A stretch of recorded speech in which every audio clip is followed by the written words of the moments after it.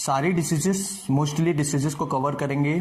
Plural effusion, pneumonia and carcinoma, lungs cancer, और उसके बाद में न्यूमोथोरैक्स, कार्डियोमेगेली।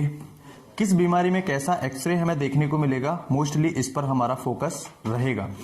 सो चलिए स्टार्ट करते हैं अपना टॉपिक। और ये पार्ट 2 है। अगर पार्ट 1 एक्सरे नहीं देखा है आपने तो आई बटन में आपको लिंक मिल जाएगा, वहां पर आप देख सकते हैं। हम चलते हैं अपने टॉपिक की तरफ। यहां पर हम देख रहे हैं प्लूरल एफ्यूजन। प्लूरल एफ्यूजन यानी कि लंग्स के चारों तरफ सीरस फ्लूइड जमा हो जाता है, इकट्ठा हो जाता है। Accumulation of serous fluid in the pleural cavity. जो प्लूरल चारों तरफ की जो कवरिंग है प्लूरा की, उसके अंदर क्या होता है, एक फ्लूइड, सीरस फ्लूइड होता है, वो जमा हो जाता है। ऐसी कंडीशंस में आपको इस तरह का एक्सरे देखने को मिलेगा। देखिए नीचे का पूरा जो लंग है वो गायब है, पूरा का पूरा व्हाइट देखने को मिल रहा है। ठीक है, हार्ट की शैडो यहां पर नहीं आ रही है, जबकि हार्ट की शैडो आना चाहिए इस साइड में। ठीक है, ये देखिए इस साइड में आ रही है। इधर के सीपी एंगल्स क्लियर हैं। यहां पर हमें देखना रहता है कि सीपी एंगल्स हमारे क्लियर हैं या नहीं है। अगर प्लूरल एफ्यूजन होगा तो सीपी एंगल्स हमें क्लियर नहीं देखने को मिलेंगे। ठीक है, सीपी एंगल्स यानी कि कॉस्टोफ्रेनिक एंगल्स, और ये वाले सीपी एंगल्स, ये वाले यानी कि कार्डियोफ्रेनिक एंगल्स। ये हमारे पास निमोनिया एक्सरे है। निमोनिया देखिए, ये यहां पर आपको ये वाला जो मिडिल लोब है ये आपको गायब दिख रहा है। ठीक है, ये अपर है, ये लोअर है, ये मिडिल लोब है, ये आपको गायब दिख रहा है। ठीक है, निमोनिया भी 3-4 तरह के होते हैं। ठीक है, जैसे कि फर्स्ट मान लीजिए कॉमनली जो क्लासिफाई होता है वो होता है लोबार और लोब्यूलर निमोनिया। तो यहाँ पर निमोनिया है। निमोनिया किस कारण से होता है, इसके क्लिनिकल फीचर्स क्या होंगे। देखिए जब लंग्स के अंदर फ्लूइड एक्यूमुलेट होता है, जब फ्लूइड वहां पर इकट्ठा होने लगता है तो सॉलिडिफिकेशन होने लगता है वहां पर उनके लंग्स के टिश्यूज में, जिसे हम न्यूमोनिक कंसोलिडेशन के नाम से भी जानते हैं। तो ये हिस्सा हमारा लंग्स का गायब हो गया। ठीक है, तीसरी बात करें इसके अलावा कि यहाँ पर हमें मिलियरी ट्यूबरक्लोसिस जो है हमारे पास, उसका पेशेंट अगर हमारे पास आता है और उसका एक्सरे हमें देखने को मिलेगा तो देखिए डॉट डॉट देखने को मिल रहे हैं आपको। ये डॉट डॉट, ये देखिए डॉट, छोटे छोटे पॉइंट आपको देखने को मिल रहे हैं ना, ये मिलियरी ट्यूबरक्लोसिस है।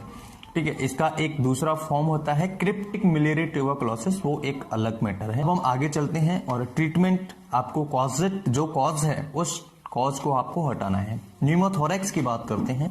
यहां पर देखिए न्यूमोथोरैक्स में आपको क्या देखने को मिल रहा है, ये जो लाइनिंग है, ये देखिए ये बिल्कुल डिफाइन कर रही है ये लाइनिंग जो है, ये देखिए ये लाइनिंग जो है ये प्रॉपर हमें देखने को मिल रही है। तो ये जो लाइनिंग है ये हमारा होता है न्यूमोथोरैक्स, यानी कि हवा भर जाना। न्यूमोथोरैक्स यानी कि जो एयर है, जो प्लूरल स्पेस है, वहां पर हवा भर जाना। ठीक है, और आपको न्यूमोथोरैक्स में इस तरीके की मार्किंग लंग्स के अंदर देखने को मिलेगी। देखिए इस साइड में नहीं है, इस साइड में देखिए क्लियर मार्किंग देखने को मिल रही है हमें। ये देखिए। ठीक है, नेक्स्ट की बात करें तो हमारे पास कार्डियोमेगेली है। कार्डियोमेगेली यानी कि देखिए हार्ट का शैडो जो है, ये देखिए हार्ट का शैडो जो है वो कितना वाइड हो गया है। ये देखिए अगर हम मार्क करें तो ये कितना ज्यादा हमें देखने को मिल रहा है, यहां से यहां तक, जबकि कितना होना चाहिए, ये यहां से यहां तक होना चाहिए। ठीक है, इतना होना चाहिए नॉर्मली। ठीक है, तो ये कार्डियोमेगेली है। कार्डियोमेगेली क्यों होता है, हार्ट फेल्यूर की वजह से, वेंट्रिकल फेल्यूर की वजह से हो सकता है, या फिर वहां पर ब्लड की फीलिंग ज्यादा हो रही है उसकी वजह से, या फिर लिवर फेल्यूर की वजह से भी कार्डियोमेगेली हो जाती है, या फिर मल्टी ऑर्गन फेल्यूर की वजह से भी कार्डियोमेगेली पेशेंट में देखने को मिल सकती है। ये सीवियर कंडीशन होती है। तो यहाँ पर हम ज्यादा डिस्कस इसके बारे में नहीं करेंगे। नेक्स्ट वीडियो में हम समझेंगे कार्डियोमेगेली क्या है, क्यों होता है, ट्रीटमेंट क्या है, सारी चीजों के बारे में डिस्कस करेंगे। नेक्स्ट की बात करें, हमारे पास एक्सरे है लंग कार्सिनोमा।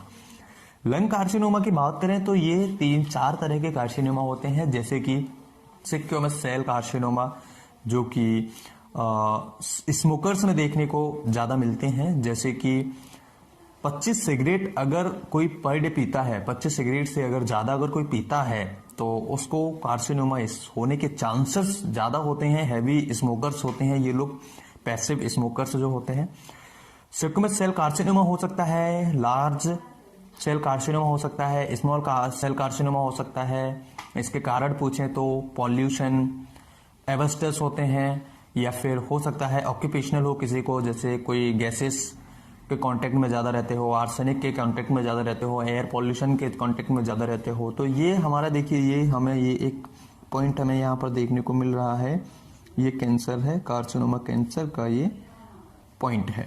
ठीक है, यहाँ पर हम केवल ये समझेंगे कि यहाँ पर हमें ऐसी कौन सी चीज़ें एक्सरे के अंदर देखनी है जो हमें एक्सरे देखते टाइम पर याद रखनी है। सबसे पहले हम बात करेंगे ट्रैकिया एंड इसके चारों तरफ की जो कवरिंग है जिसे हम प्लूरा कहते हैं वो, और राइट एंड लेफ्ट लंग की दोनों तरफ की प्लूरा। उसके बाद में हम देखेंगे हार्ट की शैडो हमें प्रॉपर देखने को मिल रही है या नहीं।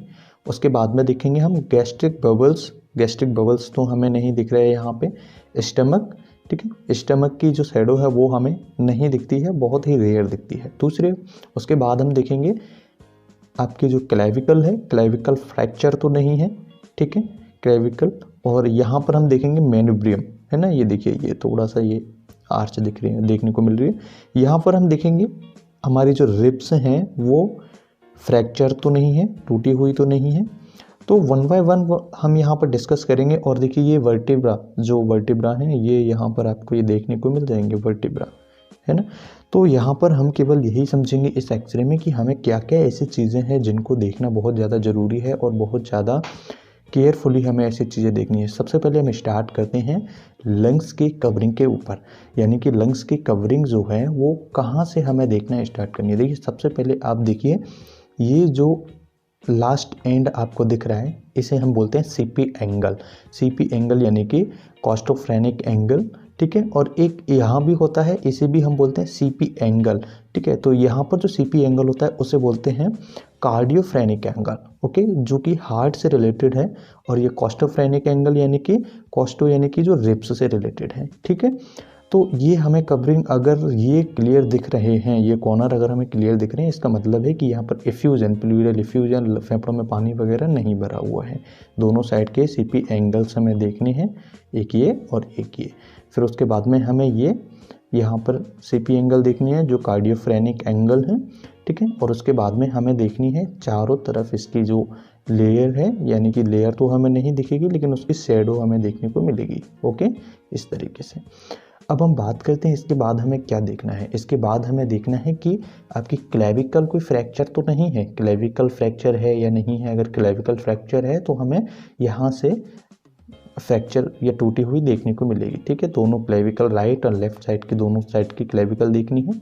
उसके बाद हमें देखना है ट्रैकिया हमारा शिफ्टेड किस साइड में है, शिफ्ट तो नहीं है राइट साइडेड, जैसे इधर शिफ्ट तो नहीं है, हल्का सा इधर आ गया हो या हल्का सा इधर आ गया हो, है ना। जैसे अगर शिफ्ट होगा तो इस तरीके से दिखाई देगा, है ना, देखिए ये, है ना।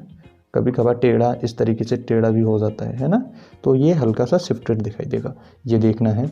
उसके बाद में हमें देखनी है रिब्स हमारी फ्रैक्चर तो नहीं है, कोई रिब्स फ्रैक्चर है या नहीं है, ठीक है। रिब्स अगर कोई फ्रैक्चर है तो फिर ये अलग एक ट्रॉमा या फिर एक एक्सीडेंटल केसेस होते हैं जिनके अंदर मोस्टली रिब्स फ्रैक्चर हो जाती हैं। उसके बाद हमें देखने हैं लोब्स यानी कि देखिए ये अपर लोब है, ये मिडिल लोब है और ये लोअर लोब है, ठीक है। ये राइट लंग की हम बात कर रहे हैं। और ये यहाँ पर हम देखेंगे कि वर्टिब्री, देखिए वर्टिब्रा भी हमें थोड़ा सा देखने को मिल जाएंगी। यहाँ पर वर्टिब्री जो हैं ये भी हमें देखने को मिल जाएगी, 1 2 3 4 5, है ना, इस तरीके से।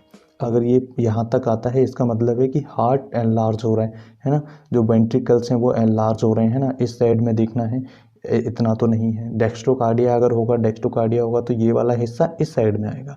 अगर डेक्स्ट्रोकार्डिया किसी मरीज को होता है तो ये वाला हिस्सा इस साइड में आ जाएगा, है ना, जस्ट अपोजिट हो जाता है।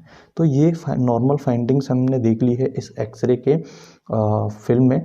मैं आशा करता हूँ कि इस वीडियो में आपने कुछ ना कुछ सीखा होगा। अगर कुछ सीखा है तो आप कमेंट करके ज़रूर मुझे बताइएगा कि वीडियो कैसा लगा, और अपने दोस्तों के साथ ज़रूर शेयर कीजिएगा।